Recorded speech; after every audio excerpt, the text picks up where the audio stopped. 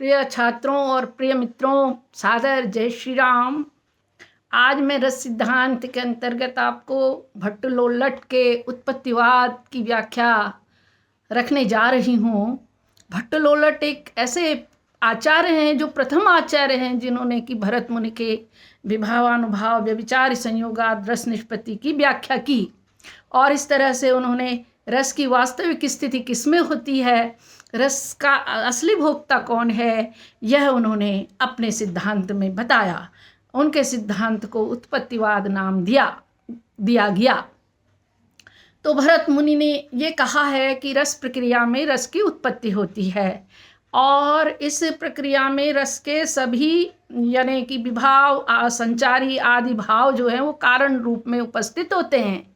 उन्होंने कहा किसी भी कार्य की संपन्नता के लिए उसके लिए कारण का होना भी जरूरी है और सहयोगी कारणों का होना भी ज़रूरी है। एक उदाहरण उन्होंने दिया कि जैसे मिट्टी का घड़ा, अब कार्य क्या है, माने घड़े का निर्माण, लेकिन उसमें कारण क्या है, मिट्टी से ही घड़ा बना है, और उसमें सहयोगी कारण क्या है, यानी कुम्हार या चाक आदि, और इस तरह से घड़ा बन करके तैयार हो गया। ठीक इसी तरह रस की भी स्थिति होती है, रस में भी कारण होते हैं। अब कारण क्या है, रस अपनी उपचितावस्था को पहुंचने के लिए रस को कारणों की आवश्यकता है। तो कारण क्या है, इसमें विभाव अनुभाव संचारी आदि इसमें कारण हैं। और इस तरह भरत मुनि ने जो है यह कह दिया है कि रस का वास्तविक भोक्ता तो अनुकार्य होता है, और कभी अनुकार्य के साथ यानी अभिनेता में भी रस की स्थिति देखी जाती है। रस का वास्तविक भोक्ता अनुकार्य यानी दुष्यंत आदि, यानी मूल पात्र, जैसे मैंने आपको पहले बता चुकी हूँ मैं, मूल पात्र आदि, राम सीता दुष्यंत आदि, ये नाटक अगर दिखाया जा रहा है और उनके चरित्रों का अभिनय किया जा रहा है, तो ऐसी स्थिति में रस की वास्तविक स्थिति का अनुभव तो सीता और राम ने ही किया होगा, दुष्यंत और शकुंतला ने ही किया होगा। अब भरत मुनि ये कहते हैं फिर क्या हुआ, फिर अभिनेता जब उनके चरित्र का अभिनय मंच पर करते हैं तो उनके उन भावों की उत्पत्ति अभिनेताओं में हो जाती है। नट या अभिनेता, एक्टर जिसको कहते हैं आधुनिक भाषा में, हम उसे क्या कहेंगे, जो एक्टर है जो अभिनय कर रहा है, उसमें किन भावों की उत्पत्ति हो जाती है, मूल पात्रों की भावों की उत्पत्ति उसमें हो जाती है।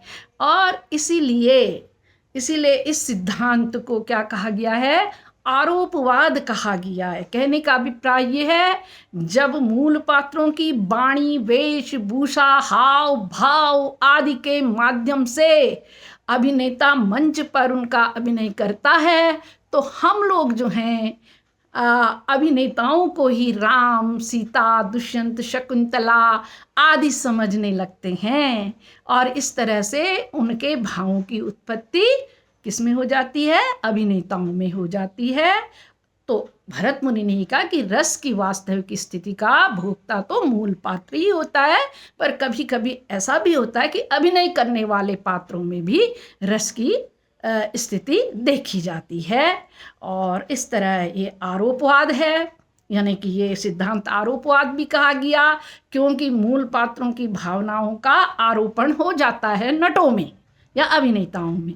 इस सिद्धांत को उत्पत्तिवाद कहा गया, क्योंकि मूल पात्रों की भावनाओं यानी अनुकार्य के भावों की उत्पत्ति हो जाती है किसमें, नटों में, अभिनेताओं में, अभिनय करने वालों में।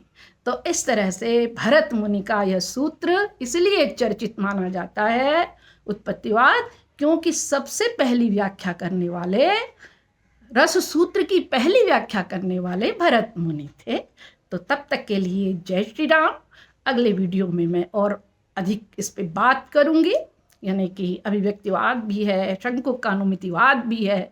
बात यह कि हमें ये देखना है कि रस का वास्तविक भोक्ता कौन होता है, इसीलिए तो ये 4 सिद्धांत गढ़े गए। तो जय श्री राम बच्चों, छात्रों, और मेरा आपसे निवेदन है कि कृपया मेरे चैनल को, आपको अच्छा लगे और तो मेरे चैनल को सब्सक्राइब अवश्य करें और चूंकि ये विश्वविद्यालय के छात्रों के हितार्थ ही मैं यहाँ पर बात करती हूँ, तो जय श्री राम।